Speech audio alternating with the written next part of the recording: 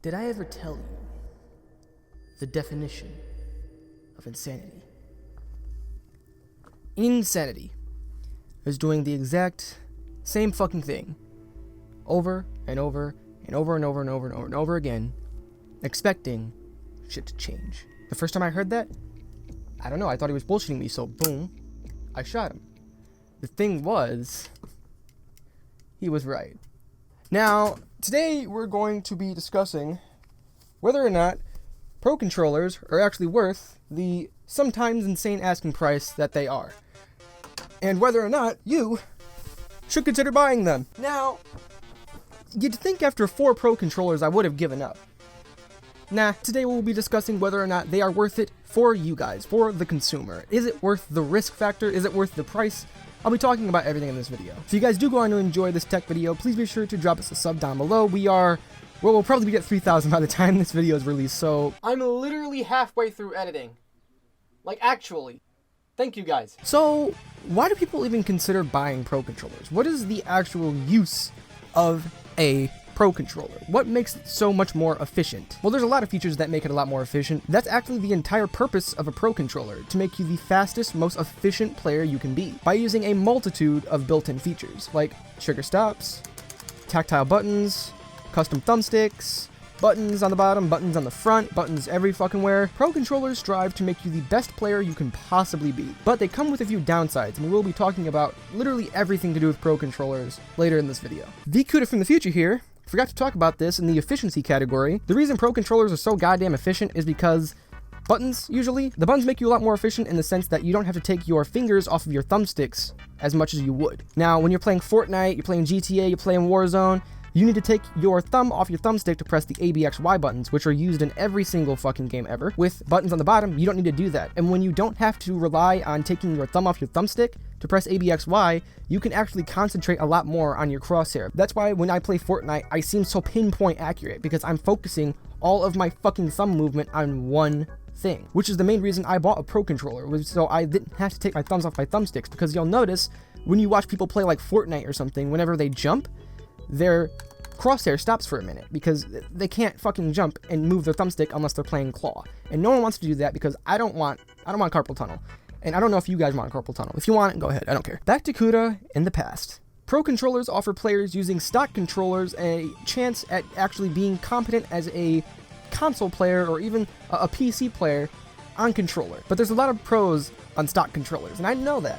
But Pro controllers are a lot more prevalent in the pro player scene or in the competitive scene because of the sheer efficiency that they offer the player. Now, this doesn't come cheap, so why don't we talk about how much these things actually cost? If you reference a Xbox One controller or a PS4 DualShock at around $50, these controllers cost anywhere from 2 to 4 times that much. But that depends on what controller you get, and if you overpay for a controller and end up spending 4 or 5 times as much as a stock controller, that's on you. If you want to buy a scuff controller for $200 just for it to break on you within 3 months, by all means. Here's my take on the whole thing, and it's kind of the same take I had with the PS4 Pro, or not the PS4 Pro, I'm fucking stupid, the PS5 and the Xbox Series X. If it's over a certain price, you really shouldn't do it. My price range, at the maximum, I'd spend about $170 to $180 on a controller. Realistically, you should only spend $80 to $150, $160 on a Pro controller. No more, no less. Because controllers that are worth more are usually a lot more complicated, or they just fail automatically out of the box. Looking at you, you know who you are. But Pro controllers that seem to be more expensive, like the Elite Series 2, like the Scuff controllers, they seem to break more often. One of the main reasons for that is that they are very, very complex inside. And having something that's more and more complex means it's more and more likely to fail, which is why controllers like the Razer Wildcat and Razer Wolverine Tournament Edition are well known for lasting literally years without any type of issues, because they're simple controllers that do not require a bunch of intricate little things inside. My Wolverine, on the other hand, is a little more complex than the Wolverine Tournament Edition, which is, I don't know if that's the actual reason these things keep breaking. I could just be using the fuck out of them, but I don't play like that anymore. When it comes to pricing, I wouldn't spend any more than $160, because for $80 you can get a literal Elite controller. You can get the PowerA Fusion Pro for $80, and it will outlast the Elite Series 2. I 100% guarantee it, and if it doesn't, guess what? If you buy 2 PowerA Fusion Pros, it will still cost less than the Elite Series 2. So choose your controllers very carefully. Now that we know what they do and how much they cost, does the performance of these controllers justify the cost? And this is one that's a little more difficult to answer because everybody's different. I've had people comment and message me on Instagram saying that they bought a Razer Wolverine and they just don't like it. They don't like the button layout. They can't get used to it. They can't play with it.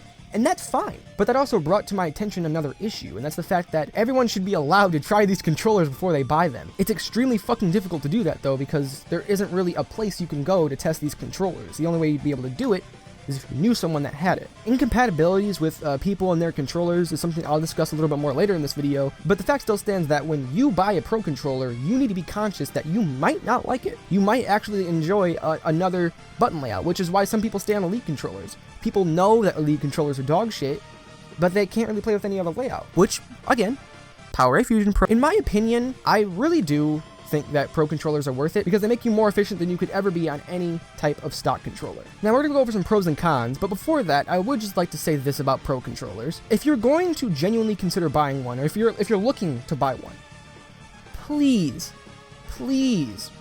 be prepared for it to possibly come in the mail broken or break very, very soon after you get it.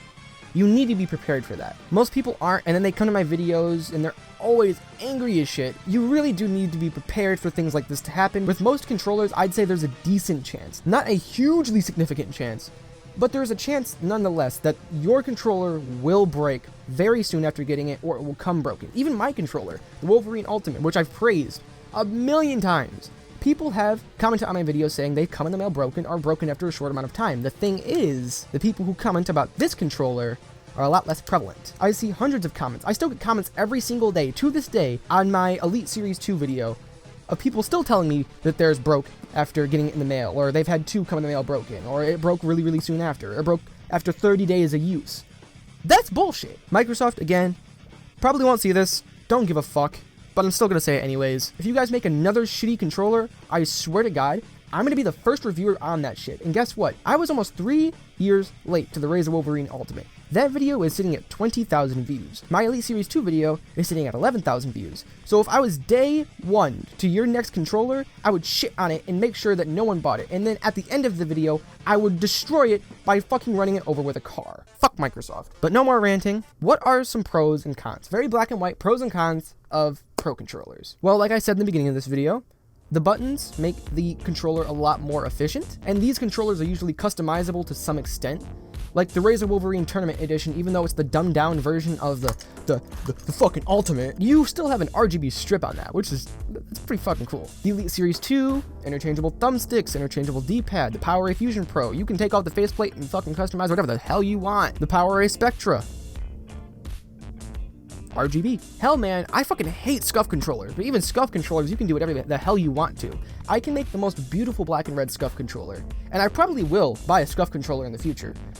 But it's likely to sit on a shelf for most of its life because if I use it, I'm probably going to be afraid I'm going to break it. And last pro I'll talk about with Pro controllers is quality of life features. Now, the Elite Series 2 has more quality of life features, at least in my opinion, than any other controller. Multiple different profile switchers, trigger stops, comfortable grip, a home button that isn't mushy, more comfortable D-pad, more comfortable thumbsticks. These controllers really try to make you as comfortable as possible while also making you the most efficient player you can be, and I appreciate that. Doesn't come without downsides though. The biggest one obviously being risk factor. Now, as much as I'd like to recommend the perfect controller, I've only heard of one perfect controller, and it's probably only because I've never actually heard any of the negative reports. I haven't heard any negative reports about the Razer Wolverine Tournament Edition. I've heard negative reports about the Ultimate, but not the Tournament. There's a significant risk with all of these controllers. I promise you that. The PowerA Fusion Pro is not immune to breaking. I've heard that they've broken. The Razer Wolverine Ultimate is nowhere near safe. The Xbox Elite Series 2, the fucking SCUF controllers, battle levers. Literally, you can think of anything you want.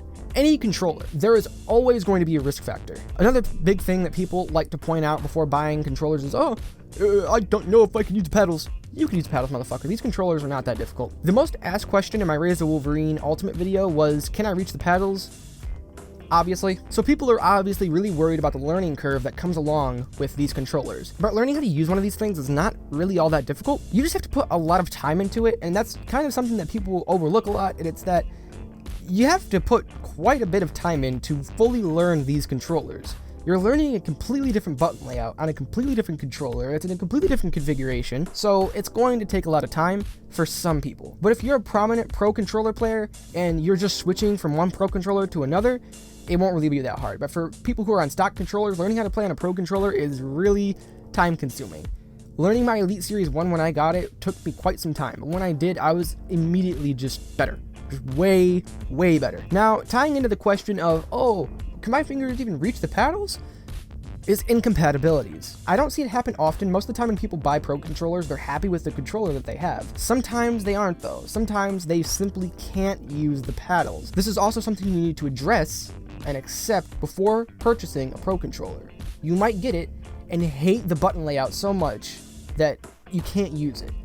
And at that point, you'd probably either return it or continue trying to use it to get better with it. If you find a controller that's incompatible and you can return it, try to return it and find something with a different button layout. Oh my god, why do people want to text me while I'm recording? But most people shouldn't have that issue. Most people should be able to just pick up a new controller and learn it within a few weeks.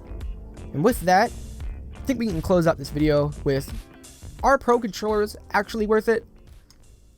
It depends. But in my opinion, they are. Just be very, very cautious about which ones you buy. With that, I hope you guys enjoyed. I worked really, really hard on this one, so if you guys could drop it a like if you enjoyed, drop a dislike if you didn't, and if you did enjoy and you happen to be new, consider subscribing. We'll be at 3K tomorrow, god damn it. We're on our way to 10K.